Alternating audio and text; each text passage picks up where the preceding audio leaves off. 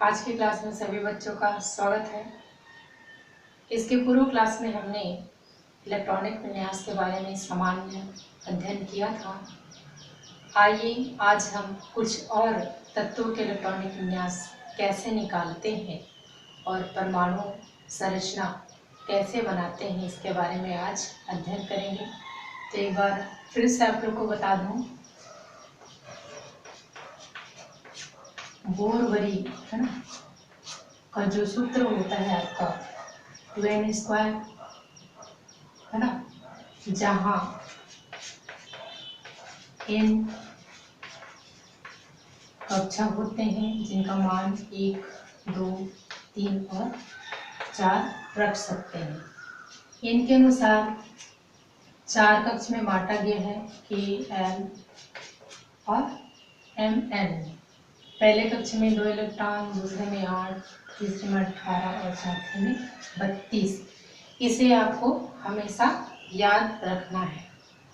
तो आइए कुछ उदाहरण ले लेते हैं तत्वों के इलेक्ट्रॉनिक विन्यास ज्ञात करने के लिए। तो एक हम ले लेते हैं सोडियम का।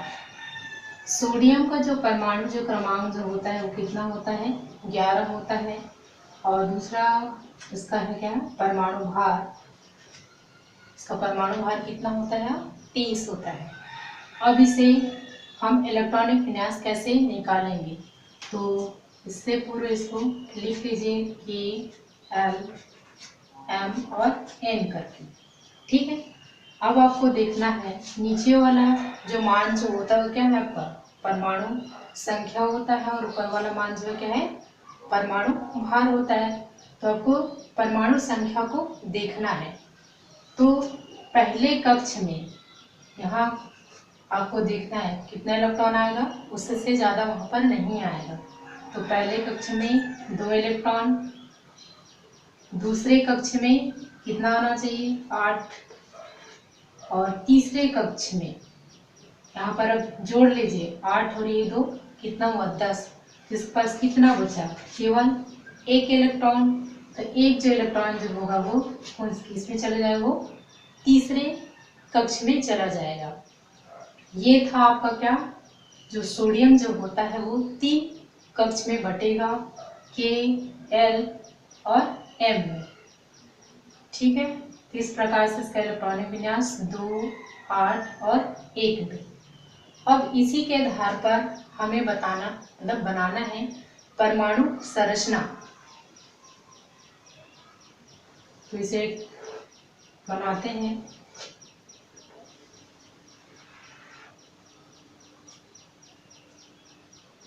कितना कक्ष में पहले देख लीजिए, 1, 2 और ये 3।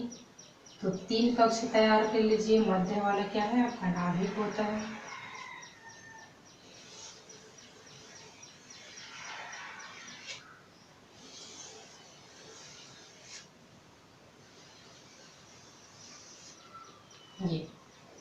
ये आपका क्या है,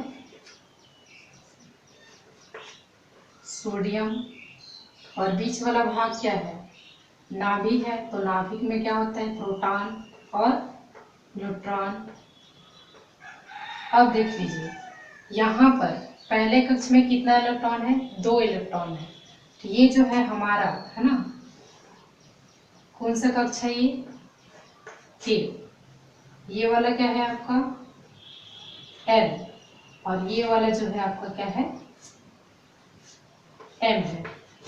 ठीक है। तो आप भर दीजिए। पहले कक्ष में कितना इलेक्ट्रॉन है, 2, दूसरे में 8 और तीसरे में कितना है, 1। तो यहाँ पर आप भर दीजिए इलेक्ट्रॉन के रूप में।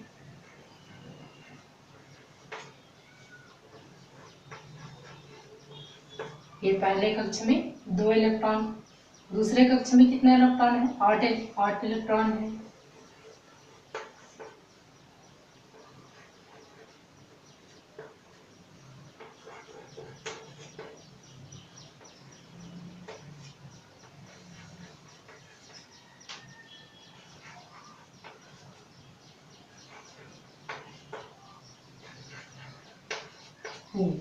एक, 2, 3, 4, 5, 6, 7 और 8 इलेक्ट्रॉन। तीसरे कक्ष में कितने इलेक्ट्रॉन है? एक इलेक्ट्रॉन। ये है आपका तीसरा कक्ष, ये इसमें आपका क्या आएगा? एक इलेक्ट्रॉन आएगा। इस प्रकार से हम किसी भी तत्व का इलेक्ट्रॉनिक विन्यास निकाल सकते हैं और उसका परमाणु संरचना बना सकते हैं। अब इसके पश्चात आपको ये अभी कंप्लीट नहीं हुआ है, क्योंकि यहाँ पर किसका मान भरना है? हमें प्रोटॉन और न्यूट्रॉनों का मान भरना है। तो यहाँ पर जैसे कि जानते हैं, परमाणु क्रमांक या इलेक्ट्रॉन की जो संख्या होती है वो क्या होता है आपका? परमाणु संख्या कहलाता है ना, इलेक्ट्रॉनों की जो संख्या जो होती है। तो यहाँ पर इसका मान को अपन भर देते हैं, कितना है? 11। ठीक है। अब देखेंगे न्यूट्रॉनों के मान के लिए आप लोग को मैंने बताया है था A माइनस जेड। ए जो है आपका परमाणु भार और जेड जो है क्या आपका परमाणु संख्या। तो ए जो है हमारे पास कितना है? 23 और जेड जो है कितना है हमारे पास? 11। घटाओगे तो कितना आएगा यहाँ पर? 12। इस प्रकार से न्यूट्रॉनों के जो मान जो है वो क्या आएगा आपका? 12। अब दोनों का योग करोगे तो कितना होगा? ये 23। ठीक है। इस प्रकार से हम किसी भी तत्व का हम इलेक्ट्रॉनिक विन्यास निकाल करके उसकी परमाणु संरचना बना सकते हैं। एक दूसरा उदाहरण लेते हैं कैल्शियम का। इसका परमाणु क्रमांक 20 और परमाणु जो भार है वो क्या है आपका? 40। यहाँ लिख भी सकते हो परमाणु भार और ये आपका परमाणु संख्या। किसे सबसे पहले किसे बांटेंगे? यहाँ लिख लो इलेक्ट्रॉनिक विन्यास के L, M और N। यहाँ पर इसका परमाणु जो संख्या है कितना है? 20 है। पहले कक्ष में 2 इलेक्ट्रॉन, दूसरे कक्ष में 8, तो 8 और कितना हुआ? 10।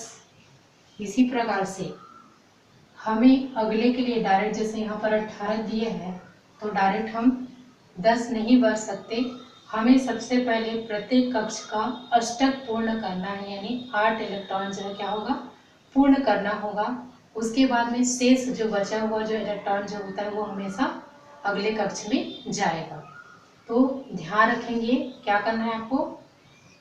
कक्ष का अष्टक को देखना है, कि 8 इलेक्ट्रॉन पहले फिल करना है, उसके पश्चात जो बचा हुआ इलेक्ट्रॉन जो होगा वो नेक्स्ट कक्ष में जाएगा।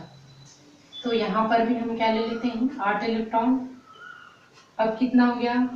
8, यानी कि 2, 8 और 10, तो ये कितना हुआ? 18। और बचा इसमें कितना इलेक्ट्रॉन? 2 इलेक्ट्रॉन। इस प्रकार से जो कैल्शियम का जो इलेक्ट्रॉनिक जो विन्यास जो होगा क्या होगा? 2, 8, 8 और 2 होगा। ठीक है।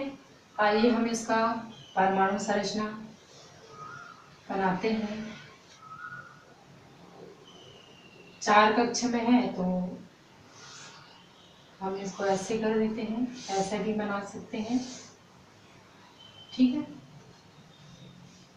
ये जो है आपका नाभिक के अंदर में प्रोटॉन और ये न्यूट्रॉन। अब देखिए इसमें आप भर सकते हैं। पहले कक्ष में कितने इलेक्ट्रॉन? 2 इलेक्ट्रॉन। दूसरे कक्ष में 8 इलेक्ट्रॉन, तीसरे कक्ष में 8 इलेक्ट्रॉन और अंतिम कक्ष में 8 इलेक्ट्रॉन होता है।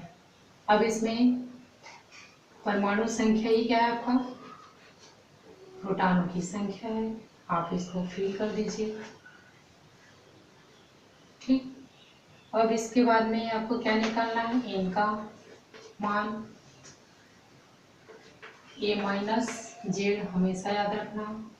A का मान हमारे पास कितना है? 40 और Z का मान 20, तो घटाएंगे तो BC आएगा। ठीक है, इस प्रकार से ये आपका क्या है, कैल्शियम की परमाणु संरचना है। इस प्रकार से हम बोरबरी के सूत्र 2n² के अनुसार परमाणु को, है ना, 4 कक्षकों में बांटा गया है, K, L, M और N में, और इसी के आधार पर किसी भी तत्व का हम इलेक्ट्रॉनिक विन्यास तथा परमाणु संरचना आसानी से बना सकते हैं। धन्यवाद।